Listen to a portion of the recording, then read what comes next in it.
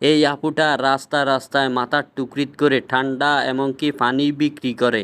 যখন একটা প্রাইভেট কারওয়ালা বড় লোকে ডাক দিয়েছে, তখন সে এখানে দৌড়ে দৌড়ে গিয়েছে, গিয়ে বলতেছে আপনার গাড়ির জানলাটা খোলেন। যখন খুলেছে সে বলতেছে আপনার কি লাগবে, সে বলতেছে আমার একটা পানি লাগবে। তো যখন বলতেছে আপনার পানি লাগবে, আপনি আমার মাথার উপর থেকে পানিটা নিয়ে নিন। তো নেওয়ার পরে দিয়ে বলতেছে তোমার পানির দাম কত? বলতেছে আমার পানির দাম 10 টাকা। তো যখন তার সুটকেস খুলেছে, দেখেন টাকার বান্ডিল অনেকগুলো। তো এখান থেকে তারে একটা দিয়ে দিয়েছে। সে কি করেছে, এখান থেকে দৌড়ে গিয়ে মাথা থেকে ঠান্ডার টুকরিটা নামিয়ে এখানে এসেছে। এসে বলতেছে আপনার গাড়ির জানলাটা খোলেন, আমি আপনার সাথে কথা বলবো।